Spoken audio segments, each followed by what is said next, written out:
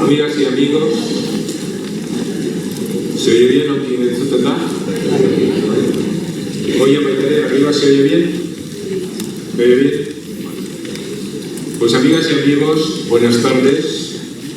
Al empezar un nuevo curso en el Foro Gogoa, os saludamos y agradecemos vuestro renovado interés. Adiskideok, saio honekin, Gogoa Foroak, bere hemeretzigarren kursoa irekitzen du. Hasierako izaldi honetara etorri zareten guztioi, gure agur beroena. Un curso más y ya vamos a entrar en el 19, después de haber celebrado 169 charlas y mesas redondas. Continuamos en este espacio fronterizo. Hemos difundido ya la programación completa de todo el curso. La podéis encontrar, si alguno no la tiene, en la mesa informativa que hay afuera, saliendo a la izquierda. Y también la podéis encontrar en nuestra página de internet, que antes de que termine este mes vais a ver renovada. Me encargan los compañeros del comité de preparación de todas nuestras actividades, que os agradezca. A algunas personas hemos dirigido correos porque tiene un costo la mejora de nuestra página web, y estamos recibiendo una respuesta muy buena.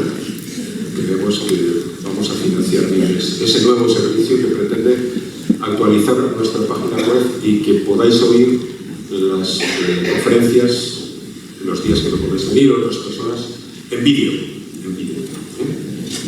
Perfecto. Bueno, pues la de hoy la podréis escuchar unos días en audio, y en cuanto nos ponga la página web en marcha, y será antes de que termine el mes, la pondremos también en vídeo. Bien.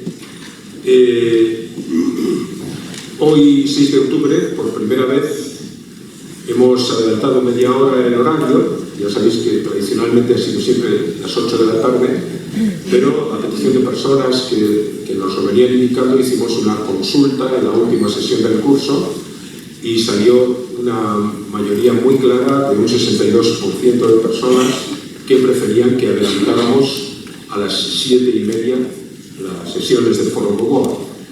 Y sobre todo pensando que en esta ciudad hay dos estaciones solo, que son el invierno y la del ferrocarril, pues durante el largo y frío invierno pues saldremos a las 9:30, como hoy mismo también saldremos a las 9:30, que es otra cosa, para coger los transportes públicos y todo eso. Bueno. Así que la sesión hoy se cerrará a las 9:30. Antes de presentar a nuestra invitada de hoy, 3 avisos breves que nos ruegan que anunciemos. El primero se refiere a una movilización solidaria el día 17 de octubre, viernes de la próxima semana. Se celebra el Día Internacional para la Erradicación de la Pobreza. Digo Día Internacional. Este día se celebra a la vez en más de 100 países. En nuestro país también, en varias convocatorias, y en Pamplona habrá una concentración participativa y reivindicativa organizada por Pobreza Cero, las ONGs de cooperación internacional y varias entidades sociales, con el lema "Contra la riqueza que empobrece, justicia fiscal". Será, digo, esta concentración del Día de Lucha contra la Pobreza el viernes de la semana próxima, no este, sino el viernes día 17 a las 7 de la tarde en la Plaza Consistorial. El segundo aviso es que os han repartido al entrar el programa de las jornadas África Imprescindible, en el que, si miráis con detalle, pues veréis que hay una programación muy diversa, muy interesante. Destacan este año un ciclo de cine africano, 3 películas con presencia de su director, el camerunés Jean-Marie Tenot, charlas sobre la juventud africana y sobre la inmigración y su situación hoy en día, y un espectáculo titulado Uganda en Sol Mayor, con audiovisuales, escenas teatrales y música en directo, con voces e instrumentos de África y de Navarra. Trata sobre el SIDA en África y concretamente en Uganda, y cómo le hace frente un grupo de valerosas mujeres ugandesas que sean protagonistas en este espectáculo, le voy a llamar porque ese es el rango que tiene. Por fin, el tercer aviso es que junto a la puerta de acceso al salón encontraréis una mesa tendida por la librería Catacrac con ejemplares de 2 libros, Palestina, el hilo de la memoria, y Olivo roto, escenas de la ocupación, de los que es autora nuestra conferenciante de hoy, a quien paso ya a presentar. Teresa Aranguren Arabarra Arciniega. Es que has dicho Arabarra, pero no, Arabarra no es. De Araba, vale.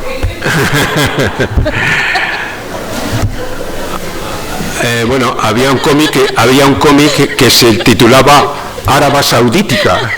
¿Acaso tiene que ver contigo? No. Bueno, Arabarra. Alavesa. Teresa Aranguren Arabarra, Arciniegan, Jaioa, kazetari lanetan komunikabide desberdinetan lan egin du.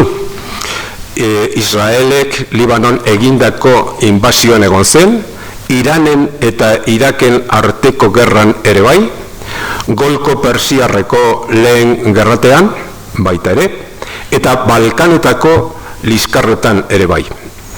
Gaur, Ezker Batua Izquierda Unidak proposatu eta diputatuen kongresuak aukeratua, Radio Televisión Española korporazioaren administratuan partaide da. He dicho en breve el largo currículo que tiene Teresa, que sobre todo es periodista, sobre todas las cosas, aunque también licenciada en Filosofía y Letras, y también con una larga trayectoria de militancia en diversas causas. Ha vivido en todo el Oriente Próximo, ha sido enviada, ha enviado crónicas de todos los momentos más álgidos de crisis, una mujer, una de las pocas mujeres que estuvieron presentes en la guerra de Irak, y desde hace algunos años, en representación de Izquierda Unida, pertenece al Consejo de Administración de la Corporación Radio Televisión Española, que está viviendo momentos críticos. Verdaderamente el tema de hoy es Palestina, pero acaso también Teresa, si a alguno le interesa, pueda responder algo de lo que está pasando con nuestra radio y televisión pública. Bien, el trágico verano que hemos vivido en el panorama internacional en Asia, Oriente Medio y África ha tenido uno de sus terribles escenarios en la franja de Gaza e Israel. Mientras los poderosos de la llamada comunidad internacional parecían mirar a otro lado, bajo la excusa de hacer frente a cohetes y destruir túneles excavados por Hamás, el ejército israelí llevó adelante la operación Margen Protector, bombardeando y destruyendo escuelas, refugios, mercados, parques, casas, barrios enteros. Hubo 5.200 ataques israelíes y las milicias palestinas lanzaron 4.200 cohetes contra Israel. Al cabo de 50 días hubo entre los palestinos 2.138 muertos, en su gran mayoría civiles, de ellos 490 menores de edad y 10.300 heridos. Los israelíes tuvieron 64 militares y 5 civiles muertos, entre ellos un niño, y un centenar de heridos.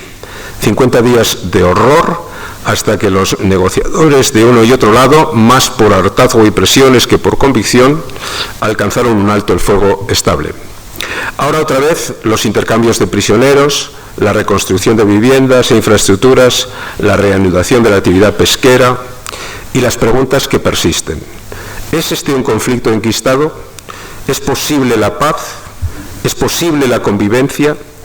Los datos llevan desde luego a ser muy pesimistas, sobre todo por el repetido incumplimiento por Israel de las resoluciones de las Naciones Unidas, por el escoramiento del electorado israelí a posiciones de extrema derecha intransigente, también por el aferramiento de Hamás a estrategias militares, por el papel de convidados de piedra que practican la Liga Árabe y la Unión Europea.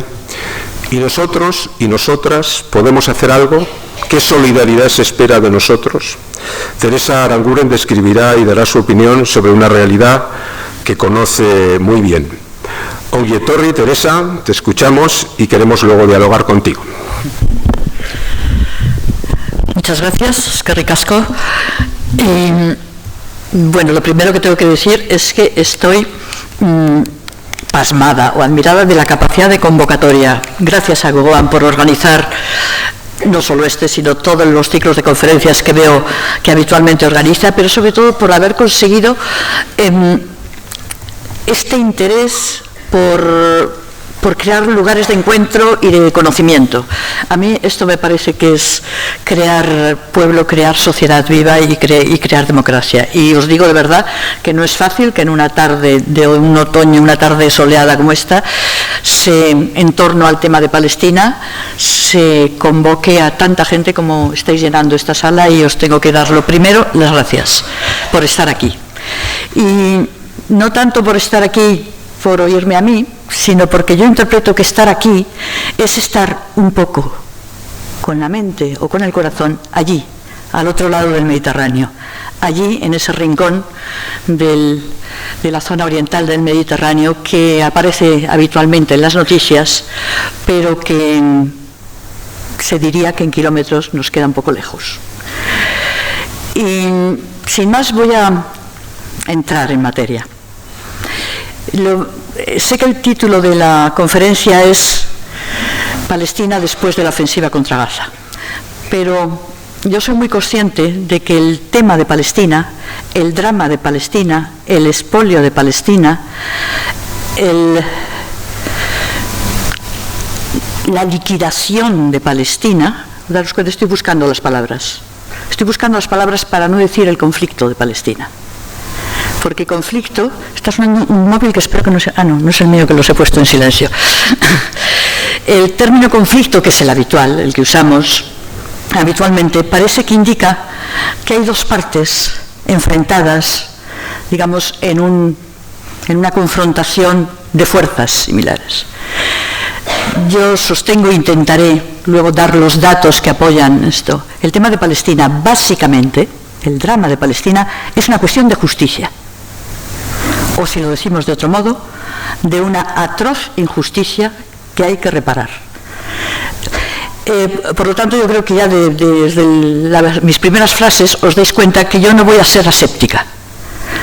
Tampoco voy a ser equidistante, porque no creo que la objetividad... Sí voy a intentar ser objetiva. Sí voy a intentar dar la visión de las cosas como han ocurrido y como ocurren. Voy a intentar contar los datos y los hechos, y daré mi opinión también. Pero cuando digo que no quiero voluntariamente ser equidistante, porque creo que la idea de que la equidistancia es una forma de aproximarse con más objetividad a la realidad, es totalmente falsa. Y generalmente actúa como una pantalla que nos impide ver los hechos. El pensar que uno conoce lo que ocurre o viene ocurriendo desde hace ya más de medio siglo en Palestina, que para conocer lo que ocurre allí hay que conocer una versión y la otra versión, por supuesto que hay que conocer las versiones. Hay que conocer la versión israelí o la versión sionista, hay que conocerla, pero no equipararla, porque la realidad no es una cuestión de versiones, porque hay versiones que se elaboran precisamente para taparla, para tapar los hechos. Cuando estas versiones son muy poderosas es cuando son más eficaces, evidentemente.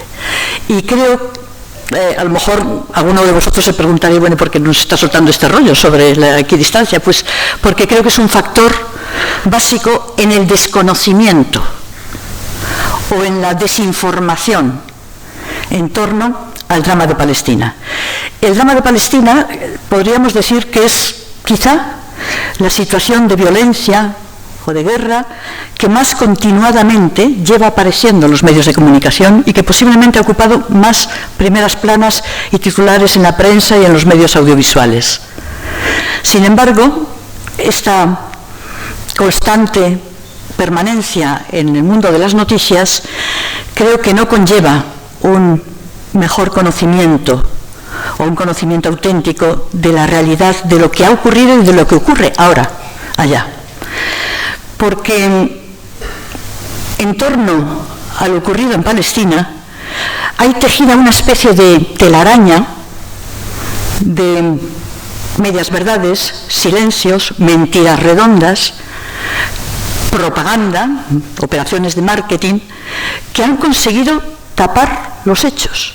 Por ejemplo, y ahora voy a hacer un poco de historia, porque creo que para entender y ver en su dimensión la noticia que salió anteayer o hace unas semanas en el telediario, la que seguro que saldrá mañana o dentro de unas semanas en el telediario, la que volveremos a ver referido a lo que ocurre allí, para entender eso hay que empezar quizá sabiendo, más allá de la propaganda y de los intentos de ocultación, cómo empezó todo.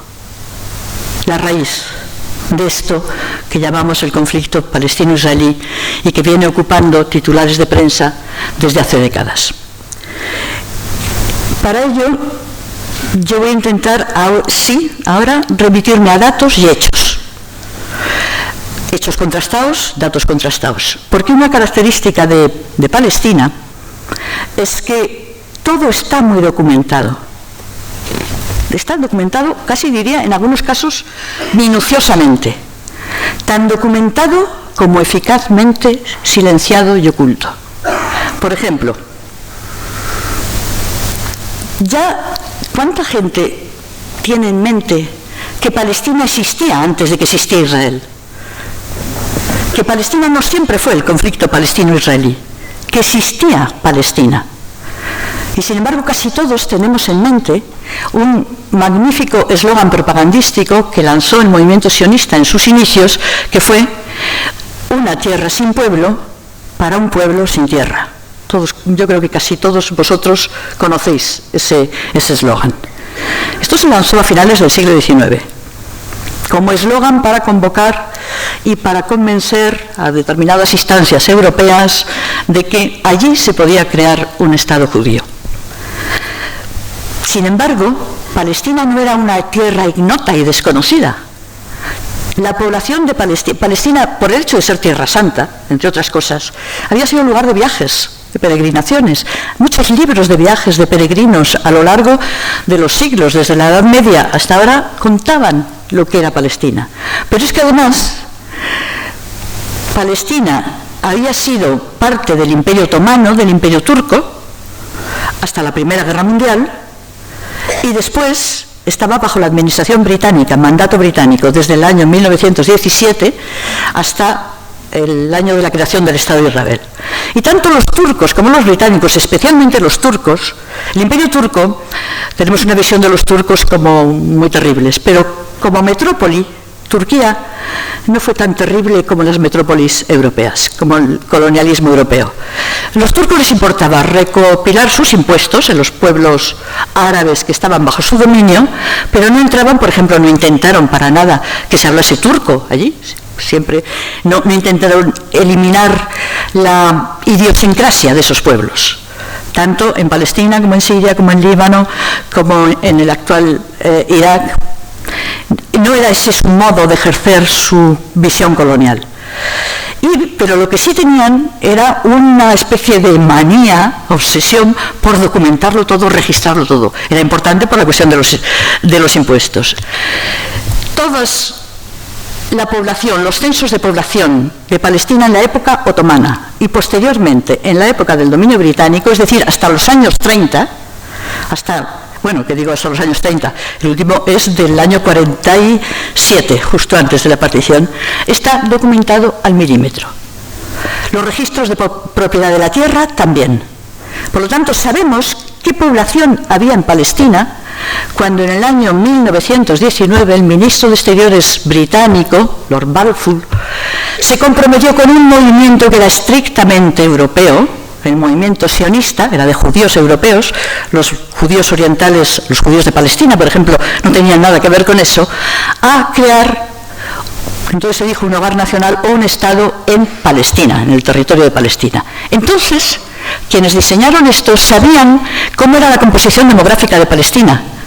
Y la composición demográfica de Palestina reflejaba que había un 80% de población musulmana, un poco más del 7% de población judía y en torno a un 12% de población cristiana. Todos ellos árabes. Cristianos, musulmanes y judíos de Palestina hablaban árabe, formaban parte del tejido social de esa sociedad que estaba primero bajo un dominio colonial contra el que se sublevaron y, bueno, por daros un dato, si queréis, más cinematográfico, ese fue el papel que hizo el Lawrence de Arabia, que todos tenemos la imagen de Lawrence de Arabia como Peter O'Toole, maravillosa, como agente inglés para conseguir aglutinar el levantamiento de los pueblos árabes en contra del dominio turco en la época de la Primera Guerra Mundial, porque evidentemente Turquía era el enemigo. Esto, en ese tiempo, en el tiempo ya de mandato británico, los censos se mantienen, los registros de la propiedad de la tierra se mantienen, hasta el año 1947, en el que tenemos, después de desde los años 20 hasta comienzos de los años 40, se produce la emigración masiva de judíos europeos a Palestina bajo protección británica.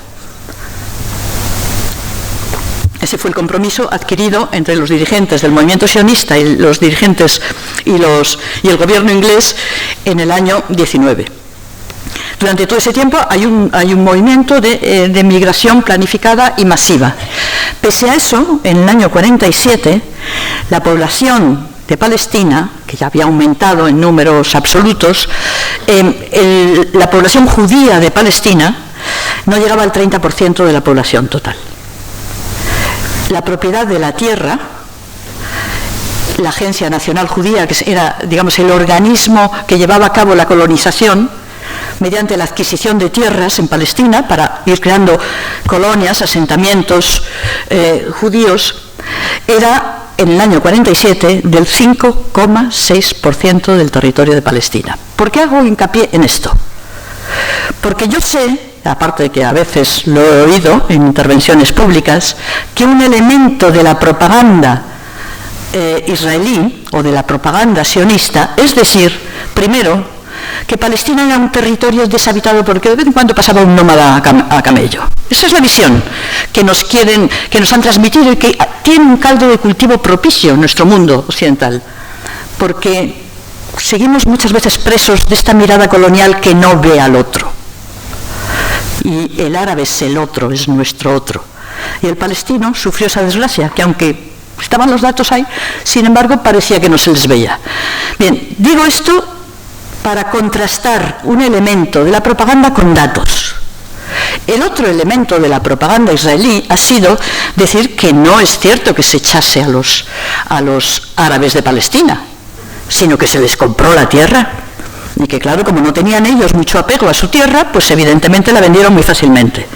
Como digo, en el año 47, es decir, meses antes de que Naciones Unidas decida el plan de división de Palestina, una parte para la población judía, otra para los árabes, la proporción de tierras palestinas en propiedad de la Agencia Nacional Judía era el 5,6% de la tierra.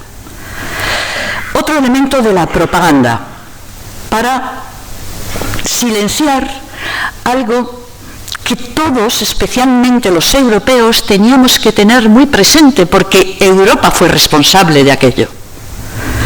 Que en Palestina se realizó, se planificó y se llevó a cabo con total impunidad una eficacísima y atroz operación de limpieza étnica. Porque hubiera sido imposible crear un Estado judío, que se defina así, en una población que mayoritariamente no lo es. Por lo tanto, para conseguir ese objetivo, el movimiento sionista tiene muy claro que hay que vaciar la tierra de sus habitantes. Y eso es lo que se lleva a cabo entre diciembre del 47, inmediatamente después de que Naciones Unidas decida dividir el territorio entre dos, y más o menos julio-agosto del 48. En esos meses se produce la operación de limpieza étnica en el sentido de estrategia militar. Antes había habido, pues, compra de tierras y echar un sistema muy clásico en Palestina era el de grandes fincas, a lo mejor propiedad de un terrateniente. Eso es lo que consiguió comprar. Esos 5,6% de la tierra que compró la Agencia Nacional Judía se lo compró a grandes terratenientes que muchos de ellos vivían a lo mejor en el Cairo, en París o en Beirut. Y con campesinos que llevaban por generaciones trabajando esa tierra. Cuando esa tierra pasa a manos de la Agencia Nacional Judía, lo que hace es echar a los campesinos árabes, porque la primera norma de la Agencia Nacional Judía, que era la encargada de comprar la tierra, era dejar la tierra libre de ocupantes, con estos términos. Entonces, esto creo que conviene saberlo y tenerlo claro, porque uno de los dramas añadidos al drama de Palestina, y yo lo he notado muchas veces, es que no simplemente es una población que fue expulsada manu militari de sus aldeas y de sus casas en esos meses, sino que además tienen que esforzarse porque se sepa, aunque todo está, como digo, documentado. Y vuelvo a insistir en lo del documentado. Todas las localidades que fueron vaciadas de su población en Palestina y después allanadas con excavadoras, algunas de ellas, otras no, utilizadas, el número de localidades que fueron destruidas unas y simplemente otras vaciadas en Palestina y el número de habitantes que había están documentados. Todo eso está documentado, localidad por localidad.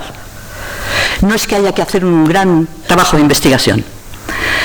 Muchos de esos documentos provienen de los documentos militares del luego ejército israelí, que en aquel momento eran grupos armados.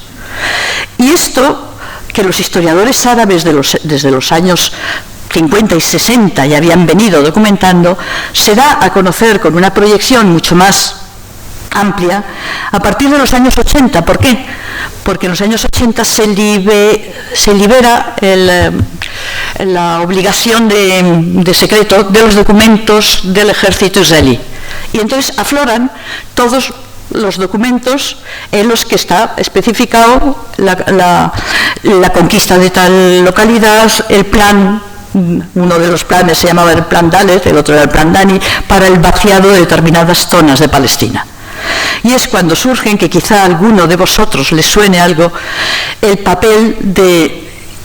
impresionante papel, y yo diría muy valiente papel, de algunos historiadores israelíes que han dado la vuelta a la versión oficial de lo que ocurrió en el 48.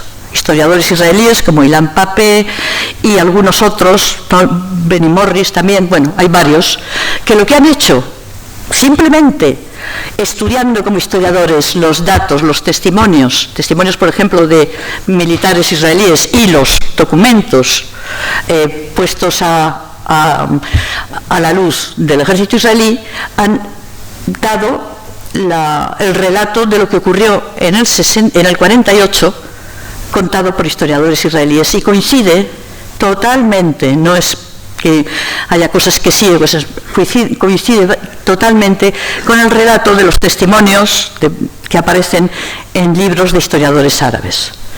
Bien, todo esto estaba ahí, y sin embargo, ¿cuál ha sido la percepción que tiene la gente en nuestras sociedades? La gente que ve las noticias, la gente que lee la prensa, o sea, no a alguien que no le interesa nada lo que pasa en el mundo, sino que, pues yo creo que si hiciéramos una prueba de preguntar por la calle, nos encontraríamos con que para mucha gente no está claro. Los judíos estaban ahí, los israelíes estaban ahí, y claro, luego les han llegado los árabes que quieren echarlos. Eso nos lo podemos encontrar entre mucha gente que lo piense. Pero luego, para la mayoría, se da también la idea de que, bueno, allí había alguna población, pero no una población muy asentada.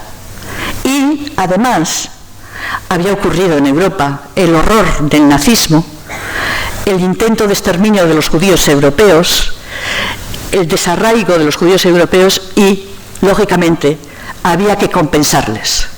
Es otra percepción que, si la contrastamos con los hechos, es otro elemento, en cierta medida, propagandístico, no el tema del exterminio de los judíos, sino su utilización, que no tiene nada que ver con la realidad de los hechos. porque la colonización de Palestina empezó mucho antes de que Europa y el mundo conocieran el nombre de Hitler. Cuando ya Europa está sumida en el horror de la Segunda Guerra Mundial, ya en Palestina está todo hecho. Ya el drama ya está ingobernable, ya se ha expulsado a gran parte de la población árabe de Palestina y ya lo que hay es un enfrentamiento sangriento entre los colonos llegados de Europa y la población autóctona, que provoca, entre otras cosas, que los británicos cambien de actitud. En el año 39, fijaros en las fechas, Gran Bretaña se da cuenta que lo que ha emprendido no se puede mantener a no ser utilizando la fuerza militar en serio. Y en el año 39 se compromete a cambiar de política. ¿En qué consiste ese cambio? Que ya no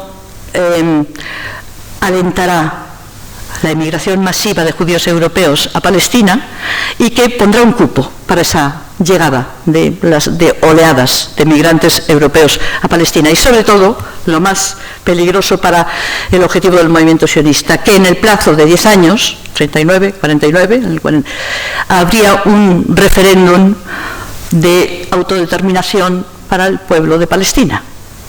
Porque el mandato británico era, digamos, la filosofía de los mandatos, tanto el británico como el francés, era como una especie de protectorado hasta que la población esté madura para la independencia. Entonces habría, en el año 49, eso fue el compromiso, un referéndum de independencia, ¿no?, para la independencia de Palestina, lo cual daba el traste con la idea del movimiento sionista, porque entonces habría habido, como Líbano o como Siria o como Irak, un Estado árabe que salía después del periodo colonial en la zona. Y ese es ese momento del 39, cuando se produce el enfrentamiento entre grupos armados sionistas y los británicos. Cambia la situación.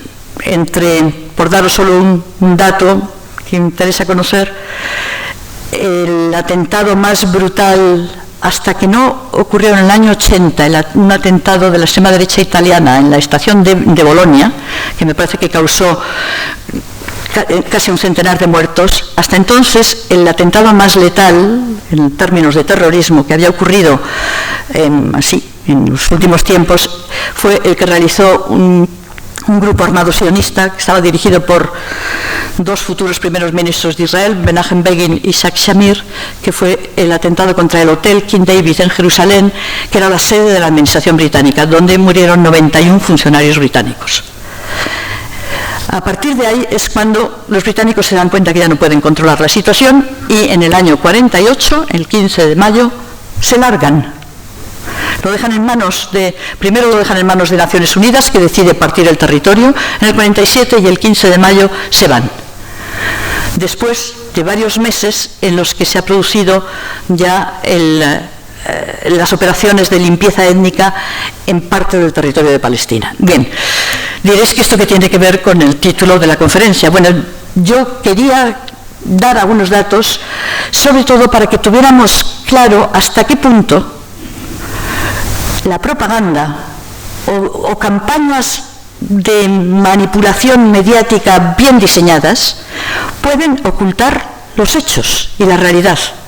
Y como hay que estar muy atentos, y eso en todas las situaciones conflictivas especialmente, pero creo que en el caso de Palestina esto es un dato especialmente relevante, porque una de las cosas que primero conquistó el movimiento sionista fue el relato, fue el lenguaje, fue la percepción de la opinión pública.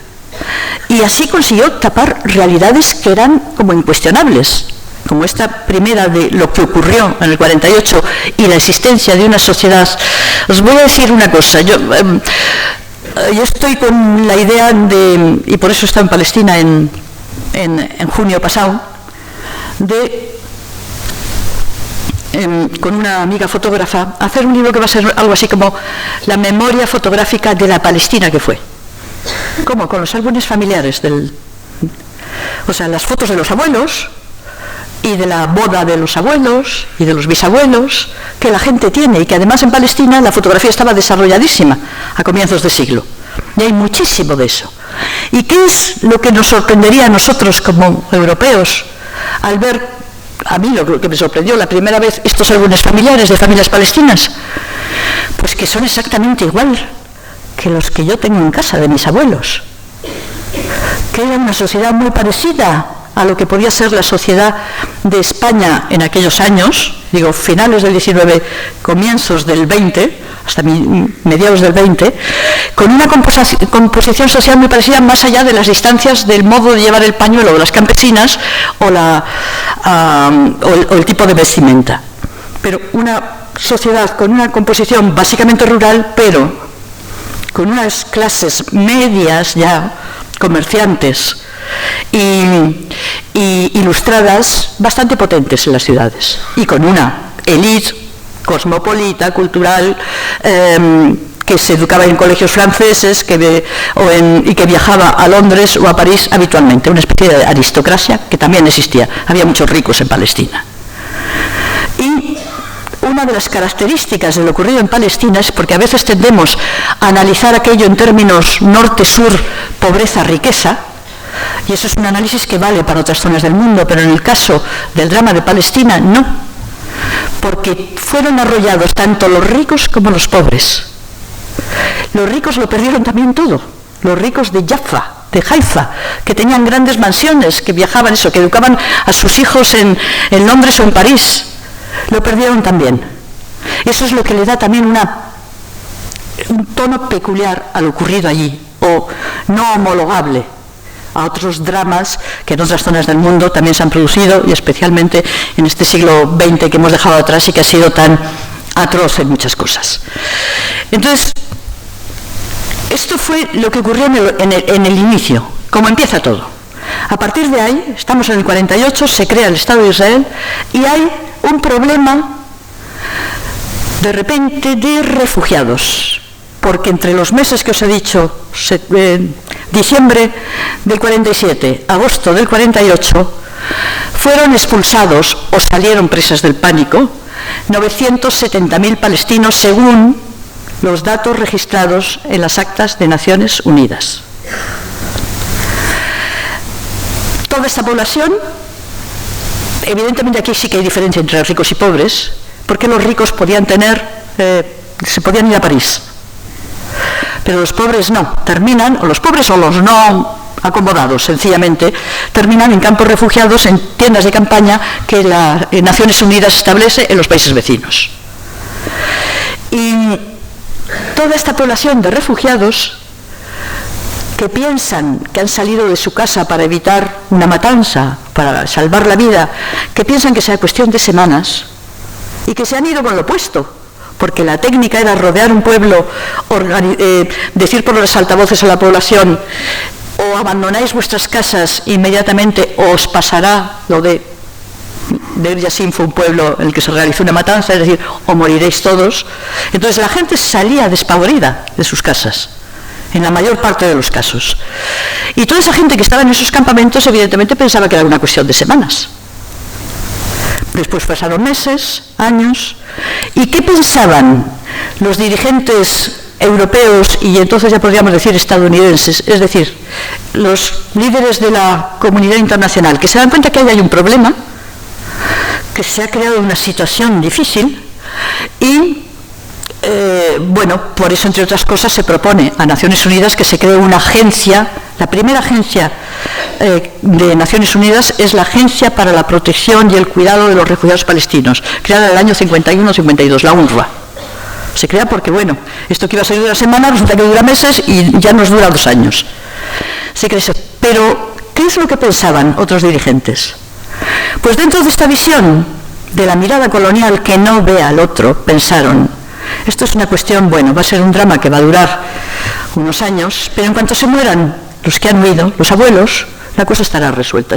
La gente los hijos y los nietos se repartirán por los países árabes y desaparecerán, no habrá problema. Eso fue la idea. Y quizá la sorpresa es que esa sociedad traumatizada, desmembrada, que se ve de repente casi de la noche a la mañana o en unos meses convertida en refugiados, empieza a organizarse y empieza como a rehacerse, a reconstruirse, y se reconstruye en los campos de refugiados en los años 50 y 60. Y se reconstruye ya básicamente como causa palestina. Se reconstruye como reivindicación palestina. Pero se reconstruye con sus organizaciones, sus modos de organizar los trabajos, etc. Eso ocurre en los años 50 y 60. En el año 69, la primera ministra israelí Golda Meir, respondiendo a un periodista que le preguntaba por qué pasa con los refugiados palestinos, dijo con toda frialdad: ¿palestinos? Los palestinos no existen. Y este es otro componente importante, el negacionismo de la realidad palestina. Digamos casi en el ADN del movimiento sionista está la necesidad de negar la existencia de Palestina, porque si aceptas la existencia de Palestina o de que había un pueblo palestino, tu legitimidad moral queda en cuestión. Entonces el mecanismo psicosocial y político es negarlo. Esto de los palestinos es un invento, no existen. Y eso ha sido algo que ha estado en el discurso y de algún modo, de otra forma, sigue diciéndose en determinados foros y en determinados círculos muy estrechamente ligados al movimiento sionista. No existían los palestinos, no existen los palestinos, la causa palestina es una invención. Y ya vamos a llegar a época más actual. No sé si me he pasado demasiado tiempo explicando esto, pero creo que quiero atenerme sobre todo al contraste entre la percepción y los hechos, y lo que está datado, documentado. En esta reconstrucción de la sociedad palestina, que como digo empieza en los años 50 en los campos de refugiados, se llega a comienzos de los 60 en los que esta organización adquiere ya una forma más con nombre, que es la OLP, y los grupos armados, guerrilleros palestinos, básicamente Al-Fatah y el Frente Popular, años 60. En los años 60, ¿qué es lo que intentan estos grupos? Muchas veces antes, en los 50, había habido intentos de campesinos que intentaban volver a su casa, a su aldea. Eso durante todos los años, desde el 48 hasta los 60, se da ese tipo de incursiones, que desde el Líbano, desde la frontera libanesa, desde el campesino que intenta, incluso muchas veces intentaban ir a recoger la cosecha. En fin, todo eso pues terminaba o encarcelado o muerto, pero no tenía un carácter, digamos, de operaciones armadas. A partir de los 60 sí, ya son grupos que se definen como grupos armados palestinos o grupos de liberación de Palestina. Y ese es todo el periodo de los 60-70 en el que la causa palestina empieza a salir de la terminología de refugiados. Empieza en determinados ambientes de la política europea y occidental en general a darse cuenta de que ya no es una cuestión simplemente humanitaria, de a ver qué hacemos con los refugiados, que hay que darles comida y una escuela y sanidad. Hasta el punto de que es el momento, quizá alguno de vosotros lo recuerde, de la aparición o de la locución de Yasser Arafat ante la sede de Naciones Unidas en el año 74, con una rama de olivo en una mano y el fusil en la otra, la pistola en la otra. Quizá podríamos poner esa fecha como un momento en el que el tema de Palestina se convierte en tema internacional, de la política internacional, entra en el ámbito de la política internacional. Y de ahí, pues, con episodios muy duros, en momentos sangrientos, con atentados por parte de grupos palestinos, con operaciones militares atroces por parte de Israel, se llega a un momento que yo sí considero clave, no sé, que es la invasión israelí del 82. Yo estuve allí, estaba en Beirut entonces. Creo que ha sido hasta el momento, ni siquiera esta última operación de Gaza, la operación militar israelí más atroz y que más mortalidad ha causado. Fue en el año 82 y en verano del 82. 15.000 muertos, en torno a 30.000 heridos y el colofón de las matanzas de Sabra y Shatila, que algunos os sonarán. A partir de ese momento, yo lo recuerdo, es cuando se empieza, desde la parte palestina, se empieza a hablar de no podremos recuperar toda Palestina, pero podemos intentar recuperar, bueno, se me ha olvidado un momento importante, deciros, la guerra del 67, ¿no? Es que entre medias está la guerra del 67. La guerra del 67 en el que Israel conquista lo que quedaba de la Palestina histórica, que es lo que ahora conocemos como los territorios ocupados: Cisjordania, Gaza, Jerusalén Oriental. Se me había ido un dato básico.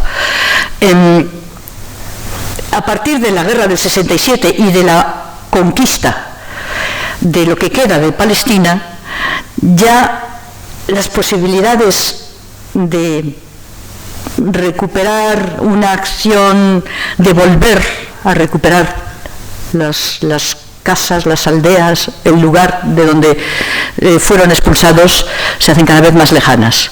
Y lo que se produce después, en los años 80, comienzos de los 80, y después de la atroz experiencia de la invasión israelí del Líbano, cuyo objetivo era acabar con la estructura de la OLP, liquidar, me acuerdo que era el término que usaba entonces el primer ministro israelí, que era Shamir, liquidar la OLP. A partir de esos años, en el ámbito palestino se empieza a adoptar una idea más realista. Es, no podemos recuperar toda Palestina, pero podemos exigir o podemos apoyarnos en la comunidad internacional para conseguir recuperar los territorios ocupados en el 67 y crear en esos territorios nuestro Estado palestino vecino del Estado de Israel. Eso es desde los años 80. Y ahí es cuando se empieza un proceso diferente, todavía muy traumático también para gran parte de la sociedad palestina, que nos conduce hasta los acuerdos de Oslo.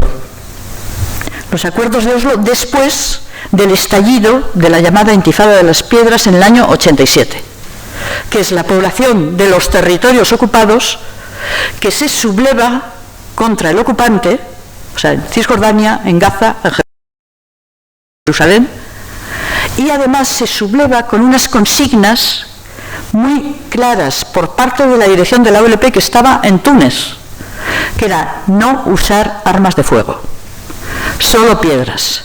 No demos la ocasión de que nos aplasten. Y por eso fue la Intifada de las Piedras.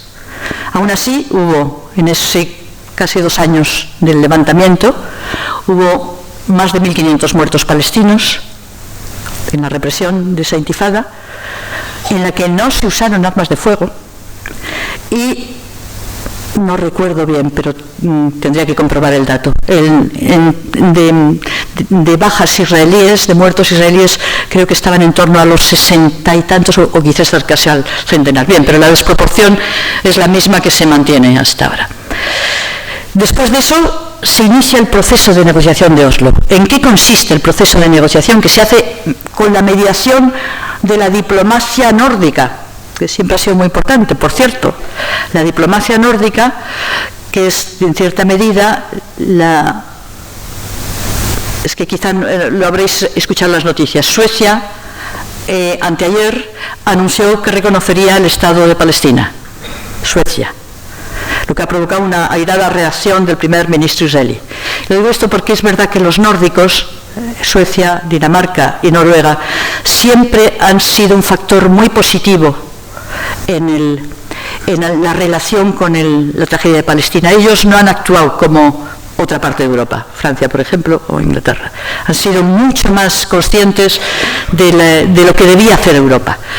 Bien, los acuerdos de Oslo se negocian básicamente a través, en Oslo, con intervención de la diplomacia discreta, encuentros en cierta medida secretos o discretos entre dirigentes de la OLP, algunos dirigentes israelíes y diplomáticos suecos, noruegos, etc. Y de ahí sale ese gran momento histórico que todos también tendremos en mente, que es el apretón de manos en Washington de Yasser Arafat y Rabin, y el inicio de lo que entonces se pensó que era el fin de la ocupación del ejército israelí en los territorios de Gaza y Cisjordania y el inicio de una solución pacífica y negociada, no sangrienta, del drama de Palestina.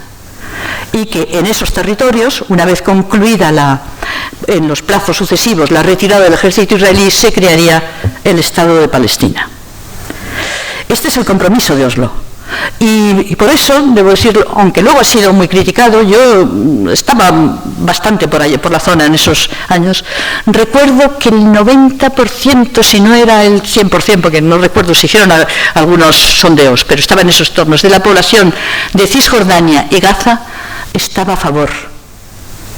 Y en los primeros meses de puesta en práctica de esos acuerdos, cuando el ejército israelí se retiró de las ciudades, por ejemplo de Belén, de Nablus, en Belén salieron mujeres a darles flores a los soldados israelíes cuando se retiraban. La población palestina creyó que era el fin de la ocupación, que aquello marcaba una nueva etapa y que iban a poder no recuperar toda Palestina, pero sí conseguir un Estado en Palestina, en tierra palestina. Como me imagino que también muchos de vosotros recordaréis, Isaac Rabin fue asesinado en el año noviembre del 95. En noviembre del 95 del 94, del 95. Fue asesinado por un extremista israelí y es uno de esos asesinatos que, como el de Kennedy, siempre se supone que había muchos lazos o muchas tramas, pero finalmente el único que se sabe es aquel joven judío israelí que es el que disparó. Y a partir de ese momento todo empieza a cambiar otra vez, vuelve otra vez para atrás. Y vuelve para atrás con que el siguiente gobierno es Benjamín Netanyahu. Los nombres se repiten muchísimo en Israel. Y todo lo que había tenido de esperanza los acuerdos de Oslo y de posibilidad de llegar a una solución pacífica y negociada se va al traste muy rápidamente. Y se va al traste con derramamiento de sangre, pero sobre todo, por uno y otro lado, derramamiento de sangre, atentados palestinos, operaciones del ejército israelí brutales, pero sobre todo el desencadenante, lo que invalida los acuerdos de Oslo, es que a partir de ese momento, a partir del momento en que Netanyahu llega al poder, que esto fue en el año 96, enero del 96 o febrero del 96, la colonización de Cisjordania, la política de asentamientos que habréis oído, no solo continúa, sino que se duplica y se triplica. Y entonces empieza el proceso de comerse la tierra de lo que iba a ser el futuro Estado palestino. El proceso de colonización, de creación de asentamientos. Un asentamiento, para que os hagáis una idea, no es simplemente una serie de unas construcciones que se hacen. Generalmente los asentamientos se suelen... Cisjordania es una tierra muy quebrada, bastante abrupta, o sea, de grandes valles y de colinas que son montañas. O sea, para ir en coche es todo el rato así, para arriba y para abajo. Entonces, generalmente el asentamiento suele estar arriba, en lo alto de la colina, la aldea árabe estará en la falda de la colina. Bien, un asentamiento no es simplemente una serie de casas que se construyen. El asentamiento supone esas casas solo para judíos israelíes que se llevan más del 80% del agua de Cisjordania. Cisjordania no tiene ríos, el río Jordán es un río pequeñico y que además está en la frontera. Básicamente lo que tiene son grandes acuíferos, aguas subterráneas. El agua de Cisjordania va en su 80% a los asentamientos, pero sobre todo cada asentamiento creado, levantado en una colina, supone primero una zona de seguridad en su entorno, con alambradas, con ejército, evidentemente, y una red viaria que le comunique con otro asentamiento, con carreteras solo, exclusivamente para colonos, por donde no pueden viajar los palestinos, que suelen estar bastante bien, asfaltadas bien, y que permiten que, por ejemplo, se pueda realizar un viaje por toda Cisjordania, de asentamiento en asentamiento, sin ver un solo árabe, y sin cruzarte con un coche palestino, por estas carreteras para colonos. ¿Esto os suena algo? Pues suena a Sudáfrica y a apartheid.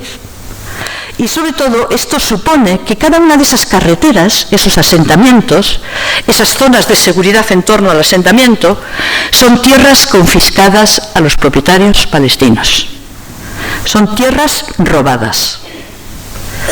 Y digo la palabra con toda contundencia, porque, según la legislación internacional, una potencia ocupante, la potencia ocupante es Israel, no puede cambiar la demografía de la población, no puede crear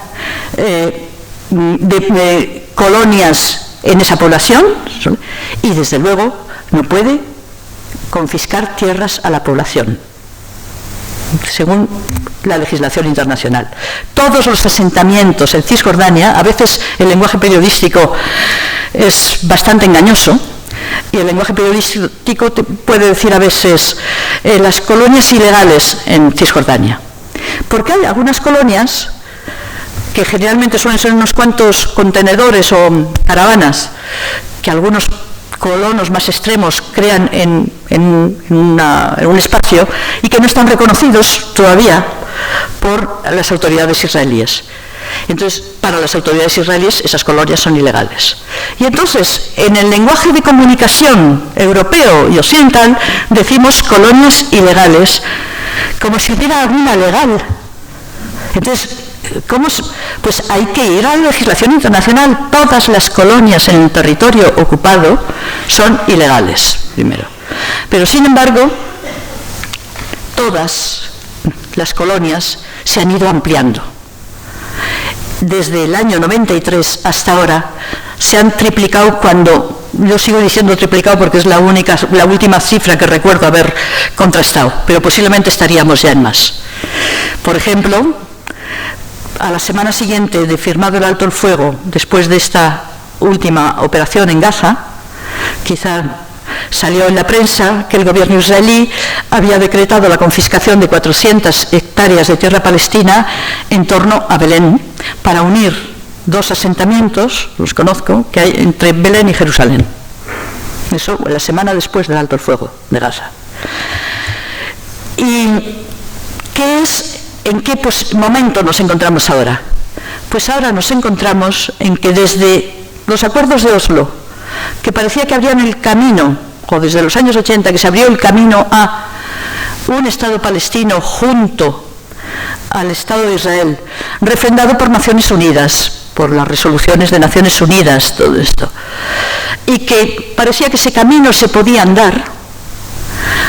En estas dos últimas décadas, lo que se ha producido, siguiendo una tónica que es muy habitual desde el inicio de la política israelí, que es la creación de hechos consumados que luego resultan muy difíciles de revertir, cuando no imposibles.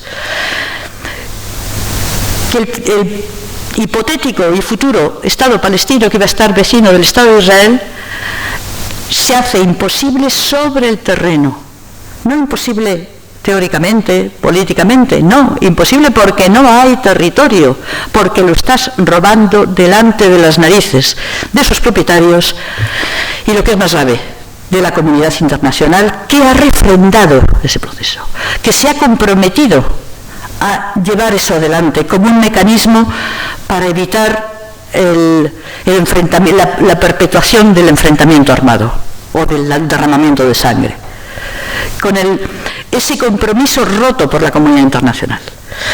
Y esto creo que es la clave de la cuestión palestina. Luego tenemos lo atroz.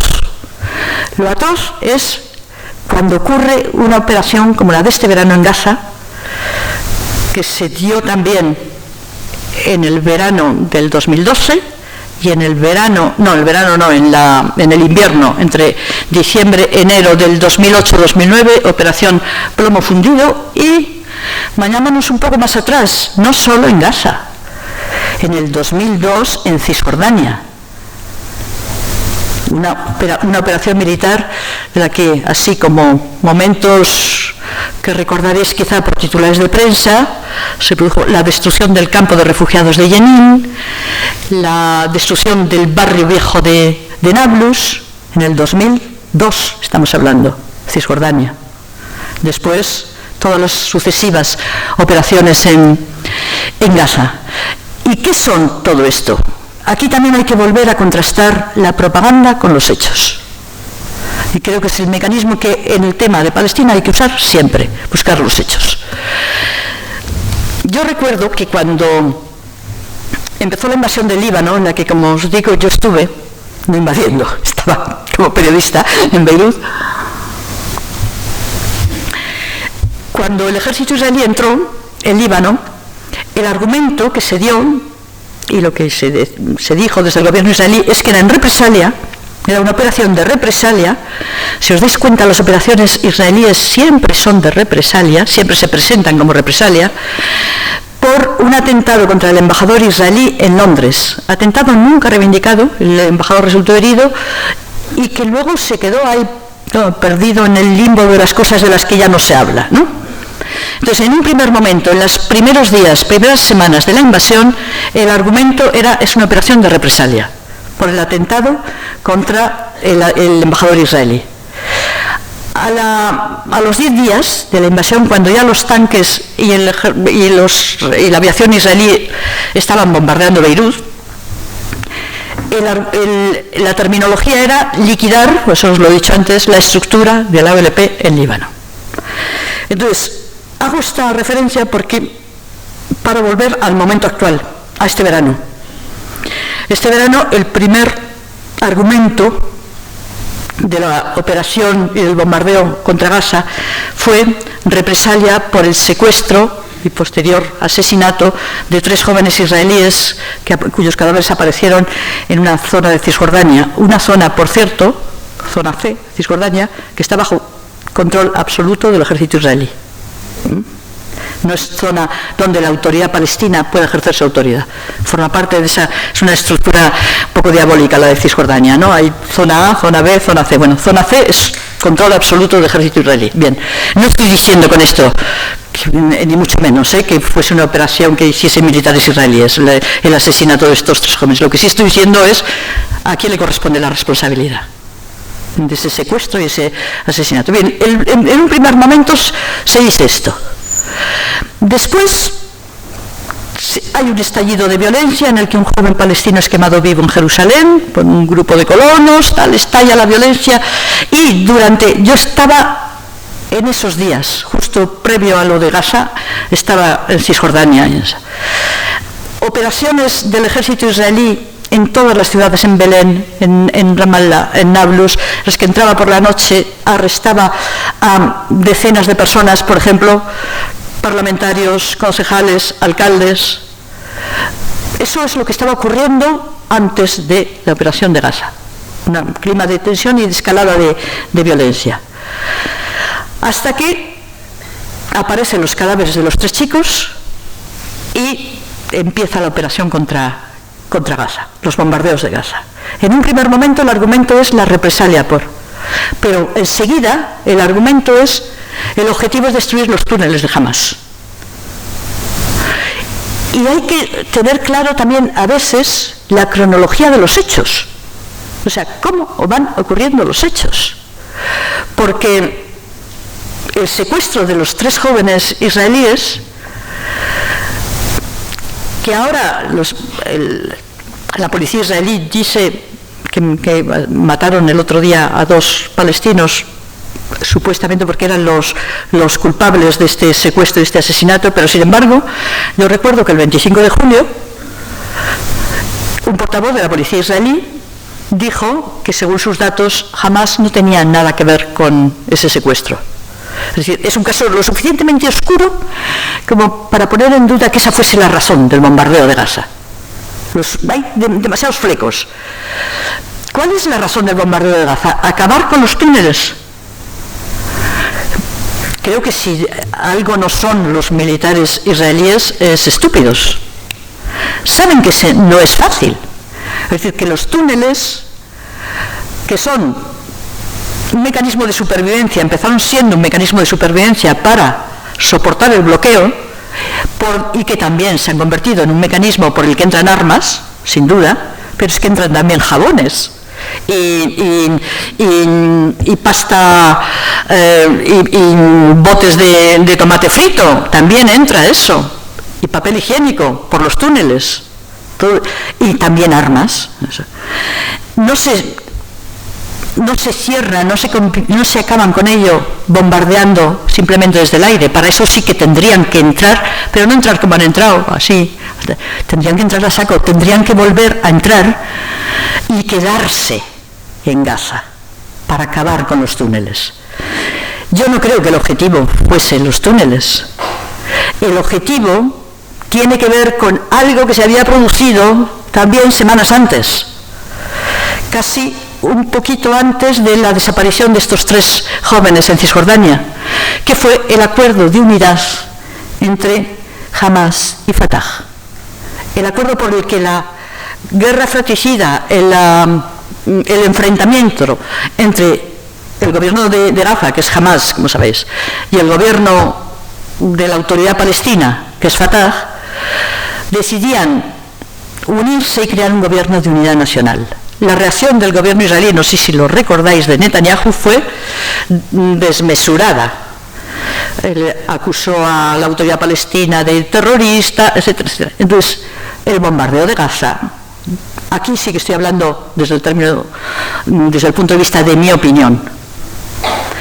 De mi opinión, fue claramente el mecanismo para romper ese acuerdo, para provocar el encrespamiento de la hostilidad entre Hamás y la autoridad palestina, para que Hamás exigiese a la autoridad palestina más de lo que la autoridad palestina estaba dispuesta a dar, etcétera, y volver a un escenario de división.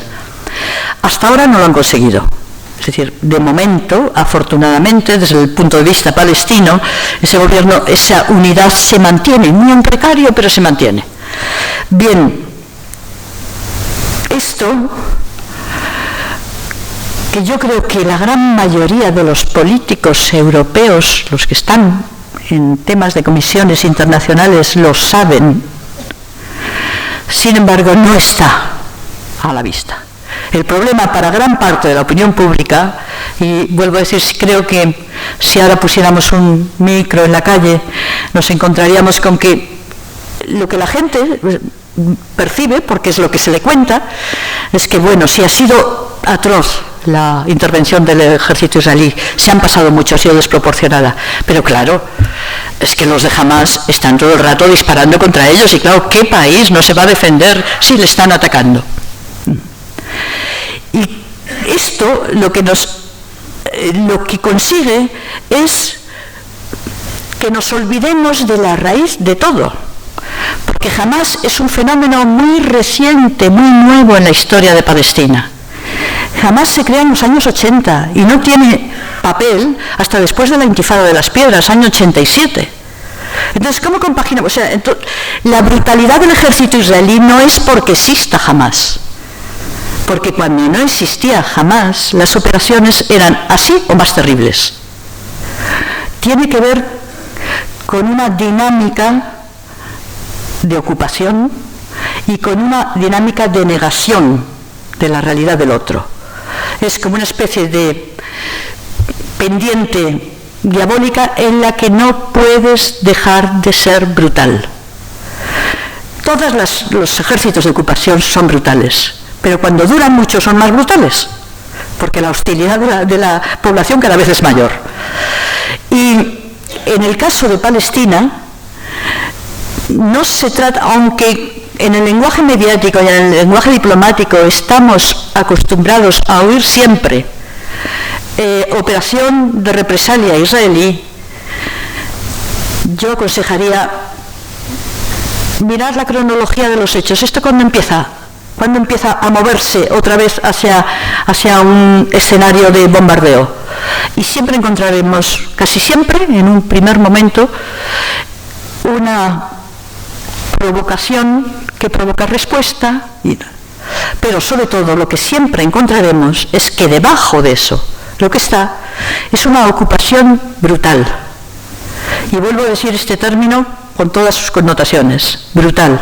Hay algo, y me parece que me estoy pasando de tiempo, no sé, ¿tú has controlado un poco el tiempo? Vamos.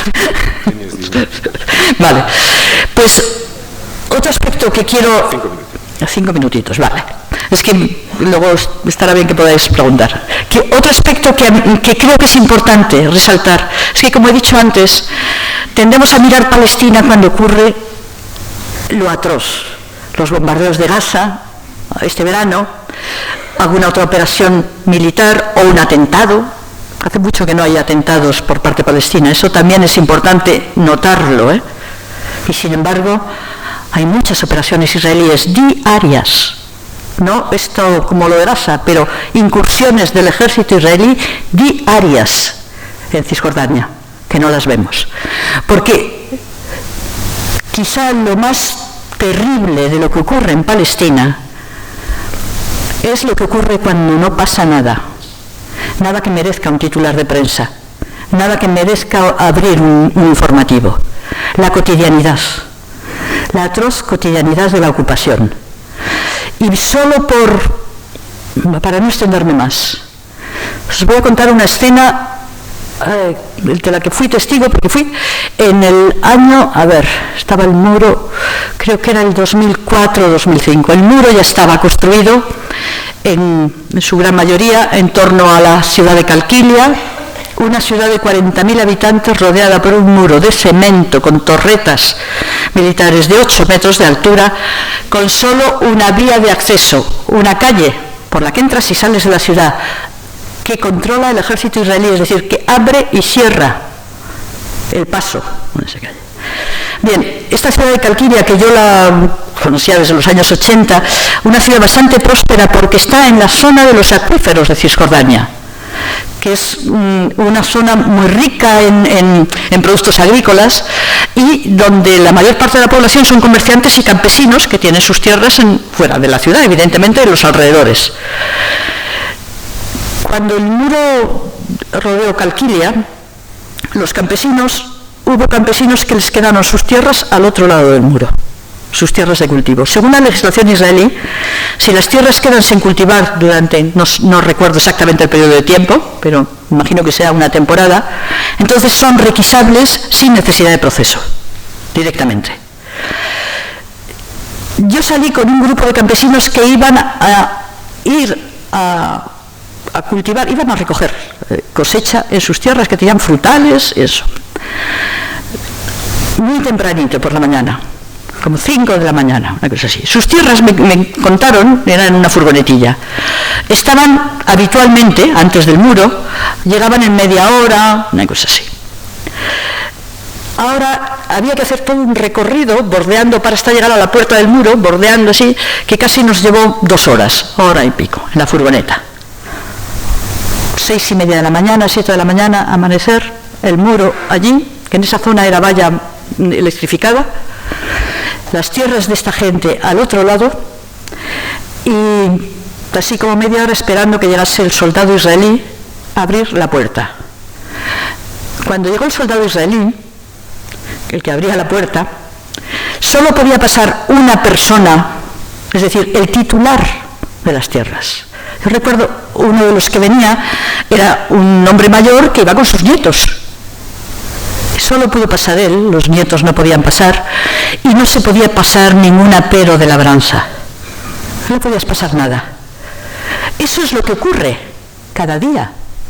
Eso es lo que no vemos. Y eso es la raíz del conflicto, creo yo. Y ya.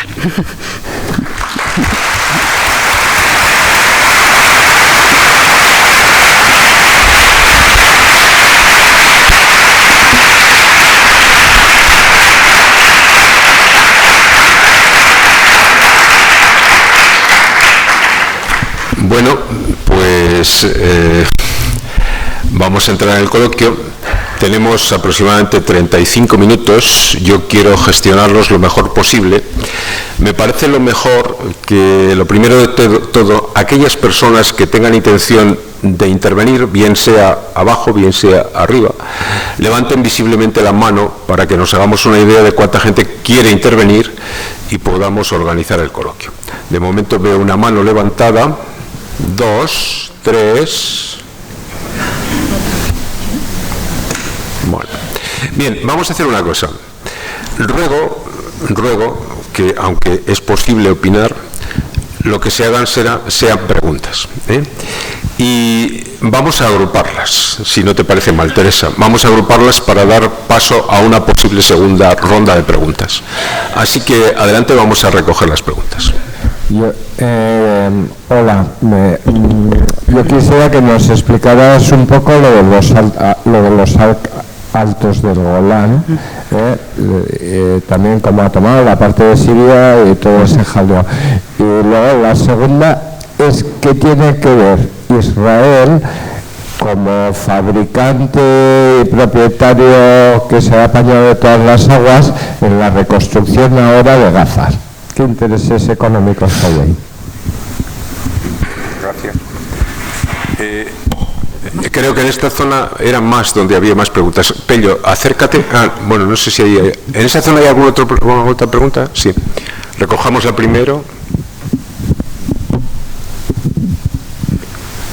Simplemente Pello, acércate luego, por favor, aquí, porque es en la otra zona donde recogerás más preguntas. Preguntar si hay algo que se puede hacer desde aquí para acabar con la injusticia de esta situación. Bien, por favor, Pello, en este lado, levantad la mano los que habéis pedido. Sí, os van a acercar, ¿eh? Una cosa muy concreta. ¿Por qué empieza su historia en 1900 y no antes?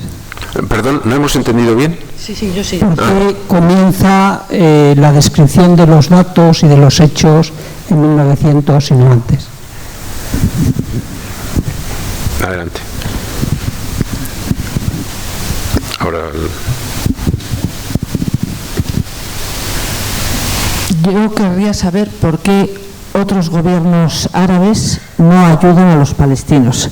¿Por qué se está consintiendo todo esto durante tantos y tantos años? Me parece incomprensible. Y otra cosa que no sé si se sale un poco o no, pero nunca he entendido qué pasa con los judíos. Es decir, ya en España los expulsan en la Edad Media, después lo que pasó con los nazis, con los judíos, ahora, ¿qué pasa con esta gente? No sé. Ya sé que dicen que mataron a Jesucristo, pero bueno, no sé si esas son las... Sí, pero espera, que vamos a recoger la última. Vamos a recoger la última pregunta de esta, reservar para la siguiente tanda, los que queréis, pero vamos a recoger en la primera fila una persona que había dicho desde el principio que quería intervenir. Nada, una pregunta muy sencilla. Bajo tu punto de vista, ¿qué pueden hacer los palestinos en el sentido práctico para solucionar el tema ya después de 65 años? ¿Qué es lo que piensas? ¿Qué pueden hacer? Bueno, como nuestra amiga es experta en comunicación, podrá ordenar su discurso según considere, ¿eh? Pero intentará responder a todos. Vale, sino que ir casi por orden de... Altos del Golán, me habéis preguntado por ahí. Bien, los Altos del Golán los conquistó el ejército israelí en el 67, en la guerra del 67, y a diferencia de la otra parte de Cisjordania o Gaza, se los anexionó, es decir, lo declaró, igual que Jerusalén, territorio israelí. Esta anexión no está reconocida por nadie en la comunidad internacional, pero Israel funciona como si aquello fuese territorio israelí. ¿Cuál es la importancia de la población de los Altos del Golán? Es básicamente drusa, religión drusa, drusos palestinos. La importancia de los Altos del Golán es de tipo estratégico. Desde los Altos del Golán se puede bombardear Damasco. Y más, básicamente, esa es una de las razones, no sé si es la única, de la situación de los Altos del Golán. Y luego me han preguntado por los intereses de Israel en la reconstrucción de Gaza. Bien, yo no sé si tengo información sobre esto. Lo que sí puedo decir de lo que ocurrió después de la operación Plomo Fundido, que recordaréis, hubo una gran conferencia de donantes, países europeos, de la comunidad internacional, que recolectó muchísimo dinero. Me acuerdo que se dijo que se había conseguido, no me acuerdo la cantidad, pero que era más de lo demandado, de lo esperado. ¿Qué pasó con esa cantidad recogida por la comunidad de donantes para reconstruir Gaza después de la operación Plomo Fundido en el 2009? Pues que ahí se ha quedado, porque el problema no es solo de dinero, es que Israel no ha permitido la reconstrucción de Gaza. ¿Qué es lo que no ha permitido Israel? Eso, por ejemplo, la UNRWA tiene todos los datos. Es la entrada en material de construcción. Entonces, no se ha podido reconstruir casi nada de Gaza porque el bloqueo israelí impide la reconstrucción. No sé lo que pasará ahora. No sé cómo será la actitud de la comunidad internacional con respecto a la reconstrucción de Gaza. Si forzarán a Israel, ojalá, pero no hay indicios de que eso ocurra. Pero el problema de la reconstrucción, porque si no, Gaza evidentemente estaría reconstruida. Pero Gaza acumula destrucción sobre destrucción y el bloqueo sigue. Después me han preguntado ¿qué hacer? ¿Qué hacer? Sí, esa es la pregunta. Yo creo que desde aquí, primero voy a decir una cosa. Donde se puede hacer es aquí, en Europa, en el exterior. Porque los palestinos, y aquí lo enlazo con la pregunta tuya, pueden hacer muy poco. Son la parte débil y no pueden ya recular más, no pueden ceder más. Los palestinos tienen, la sociedad israelí, por desgracia, de los comienzos de los 80 ahora, se ha hecho más exclusivista, más excluyente, más racista. Más del 90% de la sociedad israelí ha aplaudido los bombardeos de Gaza y también lo hizo en la operación Plomo Fundido. Ese sector, hay un sector de población israelí muy minoritaria, pero de un coraje y de un valor humano extraordinario, que está activamente en contra de la ocupación y activamente en defensa de los derechos palestinos. Dentro de la sociedad israelí son apestados, tienen muy poca capacidad de influencia, pero sí la tienen fuera, porque son, digamos, mentes con un nivel intelectual importante. Un escritor, periodistas, estos historiadores que he mencionado yo antes. Muchas veces lo que esta gente te pide es, por favor, conseguir que vuestros gobiernos tengan una política de sanciones contra mi gobierno. Será el único medio de que la sociedad en la que vivo y que cada vez es más invivible mejore, cambie. Porque las sociedades no son inamovibles. Yo diría que en lo que yo conozco, en este tiempo, la sociedad israelí ha ido a peor, debo decirlo. Después de la invasión del Líbano hubo una manifestación de 200.000 personas en Tel Aviv en contra de la actuación de su ejército. 200.000 personas. Ahora creo que no consiguen reunir ni unos centenares esta gente tan valiosa que intenta cambiar su sociedad. Pero hay una ley del aprendizaje que te dice que uno tiende a repetir los comportamientos que le van bien. Y la política israelí no cambiará si no cambia la política de la comunidad internacional, y cuando decimos comunidad internacional nos estamos refiriendo básicamente a Europa y Estados Unidos. Bien, yo Estados Unidos de momento lo dejo aparte porque es la parte israelí. Pero de Europa podría esperar algo, y por ejemplo, esta iniciativa de Suecia a mí me parece importantísima. Y creo que ahí es donde sí podemos hacer. Y nosotros vivimos en sociedades democráticas, en el sentido que votamos, elegimos y podemos presionar a nuestros gobiernos. Es verdad que es muy difícil, que las cosas están como están y todos sabemos las dificultades de movilización, pero yo creo que lo que podemos hacer es, primero, informarnos. Primero no creernos todo lo que se dice así habitualmente y tratar de buscar, es un poco lo que he intentado transmitiros ahora, buscar la realidad escarbando a través de la manipulación muchas veces de los medios y de la diplomacia también. Primero es conocer y después movilizarse socialmente, intentar que Europa cambie. Yo ahora hablo solo en términos de Europa porque no me parece soñar demasiado en términos de Estados Unidos. Antes, sí, alguien me ha preguntado por qué empezar en finales del 19 y en 1900 y no antes. ¿Por qué es cuando empieza? Te lo digo sencillamente. Porque el tema de la colonización de Palestina, o sea, de la creación de un hogar nacional judío en Palestina, no está en la historia de las comunidades judías, ni europeas, ni orientales, ni de Turquía. Nunca figuró como un tema. Es un tema que surge del movimiento sionista.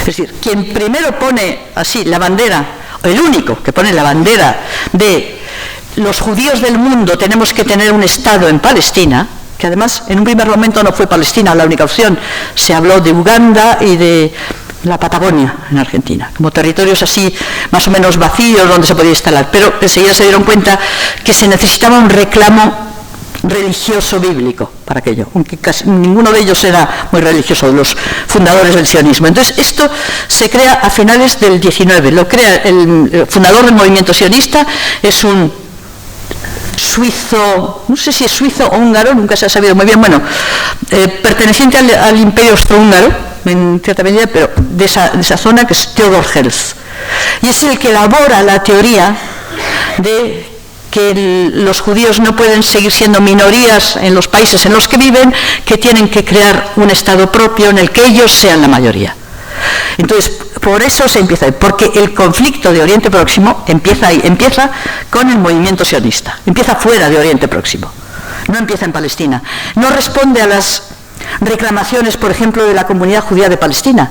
La comunidad judía de Palestina no tuvo nunca nada que ver con el movimiento sionista, y de hecho muchos judíos de Palestina, que como digo eran judíos árabes, que no es ninguna contradicción, se vieron arrollados por la llegada de los europeos, que además los miraban con cierta superioridad y con el estallido o de violencia que empieza a haber en sus localidades. Entonces, lo he empezado en eso porque es cuando empieza. Y es importante esto, porque en el discurso propagandístico israelí se usa la Biblia para justificarse. Y entonces el discurso propagandístico israelí te habla de la tierra prometida, pero esto no simplemente ese sector de población ortodoxa religiosa que están en la sinagoga, no, políticos que yo sé que son ateos, o si no, los hombres son agnósticos, vamos, no son especialmente religiosos, pero te hablan de la tierra prometida. Entonces, el tema de separar esto de la Biblia creo que es importante. A ver. ¿No ayudan los países? Bueno, yo creo que aquí hay dos elementos. Evidentemente, pues porque los países árabes están gobernados por regímenes corruptos, dictatoriales, no sé, por ahí era la pregunta, ¿no? Sí. Y porque son básicamente dependientes todos han salido del dominio colonial en términos históricos muy recientemente, y además en muchos casos han salido muy malamente, es decir, con situaciones de conflictos potenciados por el poder colonial, potenciados, incrementados y azuzados, es decir, han salido en situaciones precarias. Esto que ha creado unos gobiernos, aparte de corruptos, dictatoriales y eso, muy débiles en muchos casos, que dependen de la complacencia de tu protector, sea Estados Unidos, Gran Bretaña o Francia, en el terreno económico y político. Eso con respecto a los gobiernos. Aún así, las poblaciones árabes sí que han sido muy solidarias con Palestina y les toca muy emotivamente el tema de Palestina, con lo cual esos gobiernos no han podido desentenderse totalmente, porque sus poblaciones estaban ahí movilizadas muchas veces por Palestina o simplemente acogiendo la reacción de la población de Jordania, un país recién creado, muy débil, al que le llegan de golpe 400.000 personas. Pensar en cómo recibió Francia a los refugiados españoles republicanos. Son por la misma cultura casi, después de la guerra civil aquí, metidos en campos de concentración, etc. Bueno, pues traslademos esto al problema que se le generaron a estos países árabes débiles, con unas oligarquías muy corruptas y recién salidos de un dominio colonial. Es una explicación. Luego, evidentemente, esto ha ido adquiriendo matices, acentuándose en unos casos. El caso, por ejemplo, de Egipto es muy notable, porque Egipto ha sido un país que ha sufrido mucho en su defensa de la causa palestina, porque Egipto sí defendió a los palestinos. Y la guerra del 67, como sabéis, básicamente fue contra el ejército egipcio. Y luego hubo las guerras de desgaste, y en el 56 la guerra de Suez, en la que eran Francia, Inglaterra e Israel. Nos cuenta el poder colonial junto a Israel bombardeando Egipto. Entonces, Egipto ha sido un país que ha dado mucho en términos de económicos y de vidas humanas y eso. Pero cada vez más, desde la época de Nasser, que fue una especie de sueño nacionalista, es decir, de reivindicación nacional de Egipto, a lo que ha ido ocurriendo después, la total dependencia de Egipto de la ayuda militar y económica estadounidense, pues le ha invalidado realmente. Y luego hay muchas diferencias, pero creo que básicamente están esos factores. La última pregunta ¿Qué pasa? ¿Qué pueden hacer los propios palestinos entre Sí. ellos para las... Bueno, te lo he dicho de algún modo. O sea, no creo que los palestinos es poco lo que pueden hacer. Pueden hacer algo y lo hacen, que es resistir. Seguir existiendo. Seguir siendo quienes son. Y eso es algo que es la clave de la capacidad de resistencia de los palestinos. Su capacidad de resistencia no tiene que ver con los grupos armados, que los grupos armados, como sabéis, con un misil y dos bombardeos israelíes pueden desaparecer. No, la capacidad de resistencia de la población palestina tiene que ver con su enorme cohesión social. Y eso es un fenómeno admirable, porque antes os he dicho que es una sociedad que se tuvo que reconstruir después de una situación, de un trauma terrible.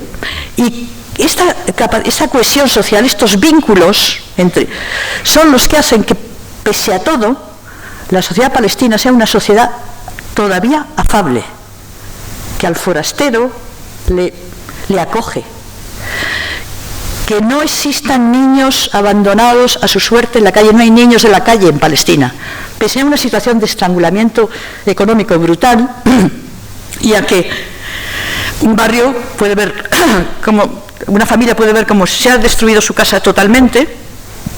Cuántos niños huérfanos quedan, a los que a lo mejor ya no les quedan ni los primos donde ir, pero si no les quedan los primos, les quedarán los vecinos. No se van a quedar tirados. Esa es la capacidad de resistencia de la población palestina. Bien, alguien me ha preguntado qué pasa con los judíos. Yo creo que no, que la pregunta no está bien hecha. No es así. Lo que yo diría, no todas estamos acostumbrados a decir los judíos, pueblo judío. Hay una experiencia muy diferente entre los judíos, las comunidades judías de Turquía, las comunidades judías de Polonia, histórica, diferente. Entonces, es verdad que a veces deberíamos de preguntarnos por qué no hay un movimiento más fuerte de crítica a Israel en las comunidades judías del exterior. Pero eso también nos lo podemos preguntar, no siendo judíos, ¿por qué no hay un movimiento de solidaridad más fuerte con Palestina en las sociedades occidentales?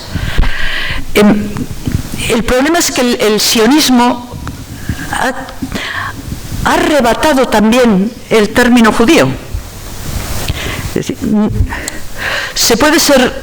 el sionismo es una ideología, el judaísmo es una religión y una tradición, pero no es preciso ser judío para ser sionista. Donald Rumsfeld, George Bush hijo, eran sionistas convencidos, pero no son judíos. El señor Aznar también.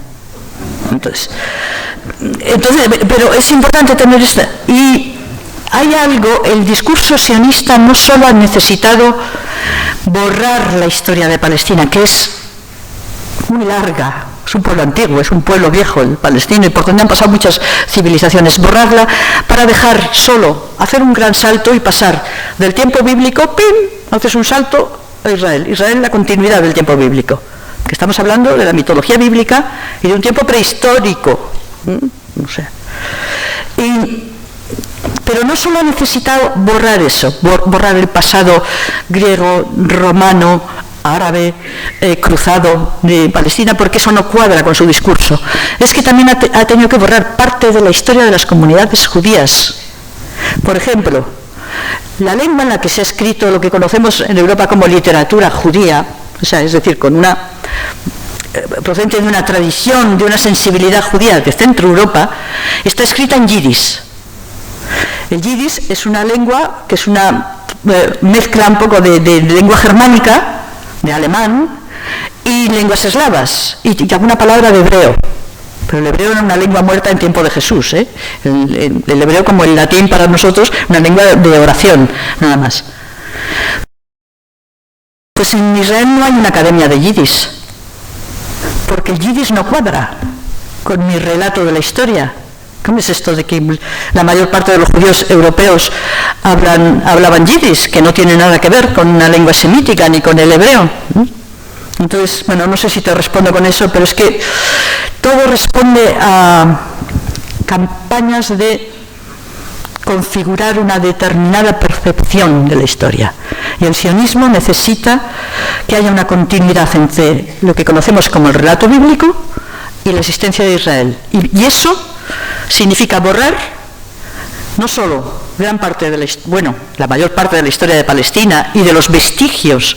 La arqueología es tema político en Israel, porque allí, a nada que rascas, te sale un resto cruzado o griego o romano o prehistórico, dólmenes también. Es muy difícil que te encuentres con restos arqueológicos del tiempo de los israelitas, de los tiempos bíblicos, porque era un pueblo de un desierto que no construía. Por eso llevaban el arca de la alianza a hombros, eran nómadas, y lo único que siempre figura es el templo de Salomón, que los que hemos estudiado la Biblia como historia sagrada en el colegio, pues sabemos que el templo de Salomón lo construyeron fenicios, etcétera, y no fue algo que formase parte de la, digamos, tradición. Fue como una gran novedad. Entonces, bueno, no sé por qué me he metido en este berenjenal de la arqueología, pero bueno. Para reforzar tu discurso. Sí, le vamos a dar voz. Le vamos a dar voz. Pero quiero decir que tenemos 10 minutos. Vamos a ser rápidos. Si alguien más que usted quiere hacer alguna pregunta todavía, otra, 3, 4, bien. ¿Alguien más? 5. Vamos a recogerlas rápidamente porque tenemos 10 minutos para preguntas y respuestas. Adelante. Yo quería preguntarle algo que oí como... No sé si será acérquese, por favor. No sé si será verdad, sobre una bolsa de gas en la franja de Gaza. Sí. Vale. Eso quiere. Bien, le van a responder. Sí, a ver si por favor nos podrías decir brevemente, si conoces, creo que sí, la iniciativa Kairos Palestina, si te suena. ¿De los cristianos? Sí, y si tiene sentido, qué opinión te merece. Gracias. A ver, levanten la mano, creo que después de aquí, por aquella zona vamos a ir. ¿Alguno más? Sí. Bueno, primero iremos a recoger la pregunta en el centro y luego vamos allí. Adelante. Me extraña que todavía no haya salido el negocio armamentístico que tiene que ver con todo esto. Bien, por favor, Tello. Otra pregunta. ¿En qué situación están los palestinos que viven en Israel, en el propio Israel? Y he leído también que demográficamente van a ser superiores a los judíos en no mucho tiempo. Entonces, ¿en qué situación van a estar? Yo. En el centro, una voz, levante eso. Esa voz no la había visto. La no actuación de la comunidad internacional puede deberse al interés por el petróleo. Ajá. Allá todavía. No, los que ahora se presentan como nuevos interrogadores no van a ser atendidos. No. Allí me parece que aquella chica sí había estado. Sí, ella sí. Sí, quería, por favor, Teresa, que nos hablaras un poco de la campaña BDS, boicot, desinversiones y sanciones al Estado de Israel, hasta que cumpla con la legalidad internacional vigente como herramienta de lucha precisamente aquí en Occidente, ¿no? Como copia de la estrategia contra la lucha del apartheid en Sudáfrica y en este caso contra la lucha del apartheid israelí. Gracias. Gracias. Pello, da la vuelta hacia allí y allí tienes la mano levantada, que es la última voz que recogeremos. Y los demás, pues que lean los libros de Teresa, que son muy, muy interesantes. Están afuera. Igual se los dedica también. ¿Cuál debería ser la lucha que llevemos la comunidad internacional en pro de Palestina? ¿Recuperar todo el territorio que era Palestina antiguamente o solamente lo que es Cisjordania y Gaza? Bueno, pues voy a empezar. Bolsa de gas, me has preguntado tú. Sí, yo también he leído esas noticias, pero yo no tengo una información como para poder decir, sé que existe, eso hay, pero no sé hasta qué punto tiene influencia, es relevante o no. La iniciativa Kairos de los cristianos, sí, porque a mí me llegó el documento. Bien, como sabéis, en Palestina hay un porcentaje de población cristiana de siempre importante. Más importante cualitativamente que numéricamente. Es decir, numéricamente ha sido una minoría importante, pero su papel social ha sido importantísimo, el de los cristianos. Y los cristianos, todo el movimiento nacional árabe está lleno de nombres cristianos. Los teóricos del movimiento nacional árabe, Michel Aflaq, Antoine Sadat, son cristianos, es decir, los cristianos son muy árabes, no sé cómo decirlo, a veces son más árabes que los musulmanes, porque su modo de afianzarse en su tierra, claro, no puede ser el Islam, es la arabidad. Entonces, esta iniciativa Kairos, yo no me conozco los detalles, pero sé que yo leí un documento que me enviaron, pues tiene que ver con un pronunciamiento de nosotros, los cristianos de Palestina, con nuestros hermanos musulmanes de Palestina, estamos en un pronunciamiento de este tipo, ¿no? Sí. Y, por supuesto, me parece importantísimo, eficazísimo y además que responde a la realidad de Palestina. Negocio armamentístico, me has preguntado tú. Pues sí, por supuesto que habría mucho que decir, pero te vuelvo a decir lo mismo. A mí me falta información, sé que el negocio de las armas y que en Gaza y del mismo modo que en Irak se han probado armas, se prueban armas, y que esa utilización de determinadas armas que dices, ¿por qué? Cuando estás bombardeando una población, un barrio lleno de población civil, usar bombas de fósforo es usar un arma de exterminio. Eso sí que son armas de exterminio. Pues porque yo creo que sí, que se ponen a prueba determinadas armas. Eso está ahí, pero yo no sabría decir mucho más que lo que sabes tú. Los palestinos de Israel, alguien me ha preguntado por algún lado los palestinos de Israel. Sí. Es que eso es un tema. Los palestinos de Israel, que generalmente se dicen árabes israelíes, son los que no fueron expulsados en el 48, consiguieron quedarse, y sus descendientes. Esa población que básicamente quedó en el norte, en la zona de Nazaret, Galilea, Nazaret, Haifa tiene también, y las localidades de ese entorno, porque esa zona del norte no estaba en el plan de división de Naciones Unidas, no estaba asignada al Estado judío. Por lo tanto, ahí, desde el punto de vista militar, no se llevaron a cabo las operaciones militares para vaciar el territorio. Y cuando se crea el Estado de Israel en el 48 y empieza la guerra del 48, conquistan esa zona, pero la conquistan con su gente, es decir, no han podido echarlos antes. Esa es la población palestina de Israel, y es verdad, ahora mismo me parece que son en torno a un 20%. Los políticos israelíes suelen hablar de la bomba demográfica, y uno de los temas es la familia árabe tiende a ser familia numerosa. Las familias israelíes, depende, las familias de los ortodoxos israelíes son más que la familia árabe, o sea, tienen en torno a 11 o 12 hijos. Sí. También hay un crecimiento demográfico importante en ese sentido de familias judías en Israel, pero es verdad que la progresión va a favor de la población, vamos a decir, no judía, árabe, que puede ser cristianos o musulmanes. Y eso les preocupa mucho. Y eso es también una de las razones. Hay por ejemplo, el ministro de Exteriores israelí, ¿cómo se llama? Lieberman, que pertenece a un partido directamente racista, que tiene en su programa la propuesta de expulsar a todos los palestinos, árabes, israelíes, hacia Jordania, Líbano, etcétera, o intercambiarlos, o sea, echarlos e intercambiarlos con el tema de las colonias. Esa es una de sus propuestas, ¿no? Eso les preocupa mucho, es un problema porque, claro, pone en evidencia la contradicción de cómo puede ser un Estado democrático en el que una parte de tu población es de segunda o de tercera, y hasta en la definición de tu Estado marcas un perfil que no puede acoger al ciudadano, simplemente acoge por herencia de sangre. O sea, Woody Allen mañana podía ser israelí si le diese un penterre y dijese que mi judeidad me lleva a ir a... Pero un ciudadano árabe de Israel no tiene las mismas condiciones. Solo por ligar, porque es un tema importante. Esa es una de las razones por las que el conflicto en Cisjordania y Gaza no lo han resuelto como resolvieron lo de los Altos del Golán, anexionándoselo. Porque no pueden vaciar. Ahora mismo es muy difícil que vacíen el territorio como lo hicieron en el 48.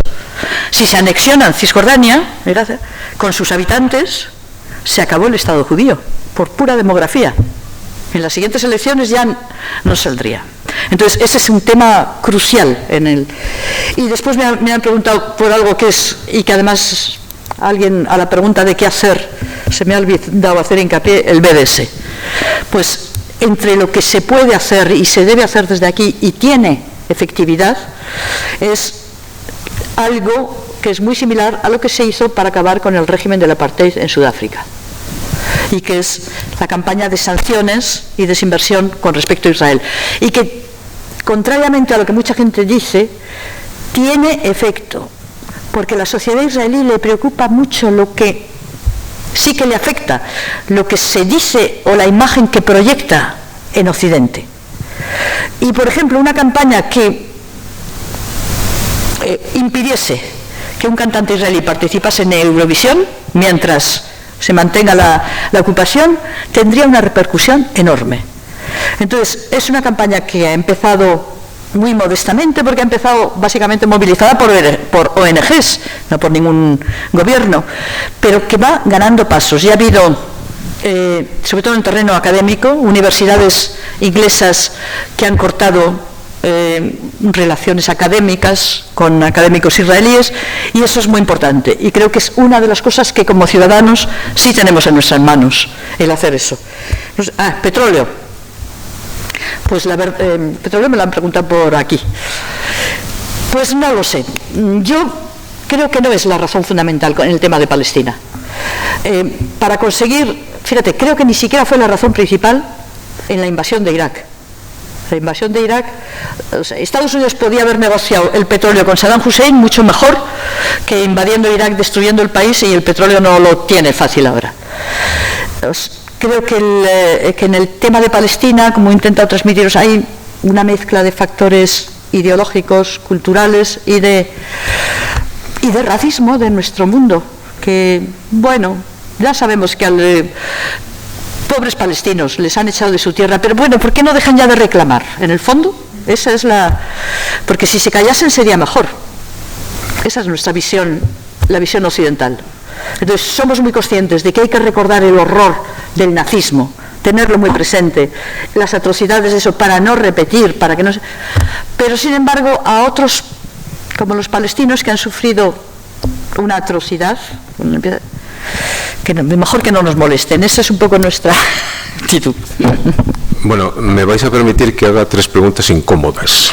No soy sospechoso de sionista, pero quiero hacer 3 preguntas incómodas, porque me parece que el maniqueísmo nunca es bueno, y algunas cosas no hacen bien nuestros hermanos palestinos.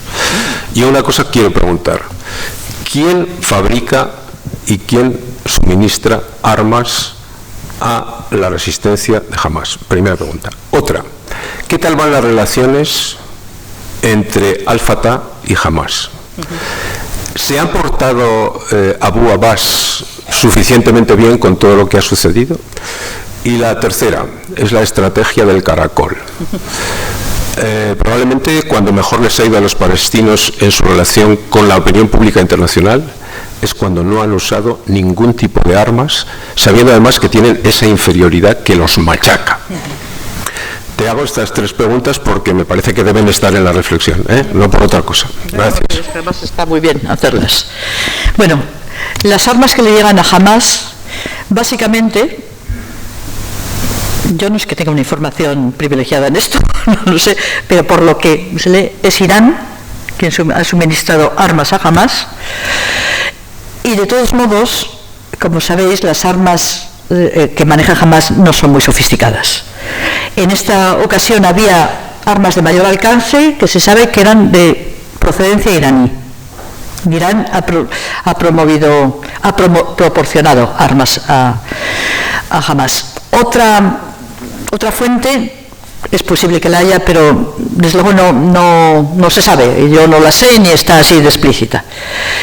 El tema de las relaciones Al-Fatah-Hamás. Yo creo que en este momento, a diferencia de en otras ocasiones, por una y otra parte son muy conscientes de que necesitan mantener el tema de la unidad, aunque esté muy con alfileres cogido.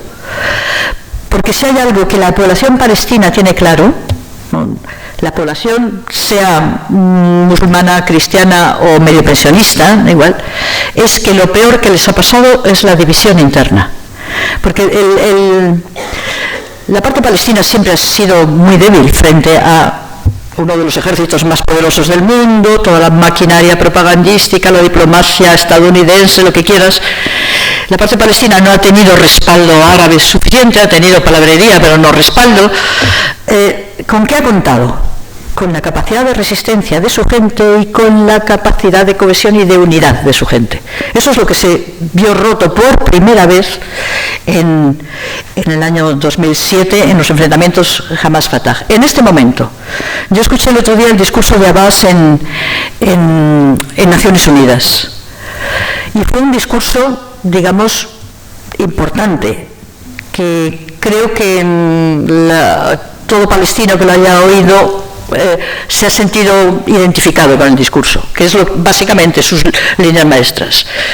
Pues, primero, acusar de genocidio a Israel por el tema de Gaza, o sea, calificar de genocidio lo ocurrido en Gaza, pedir el reconocimiento del Estado palestino, pedir el fin de la ocupación. Es decir que esa es la razón. Eso nos llevaría al tema desde un punto de vista teórico que está ahora en debate. Dado que, como yo he dicho antes, la política de colonización israelí está haciendo inviable la creación de un Estado palestino vecino del Estado de Israel, dentro de la sociedad palestina y de mucha gente que no son palestinos, surge otra vez la idea, pues entonces, si no podemos tener los dos estados, vayamos al Estado único. Reclamemos un Estado único, democrático, no confesional. Un Estado único en el que vivan judíos, musulmanes, cristianos y en el que los expulsados puedan regresar.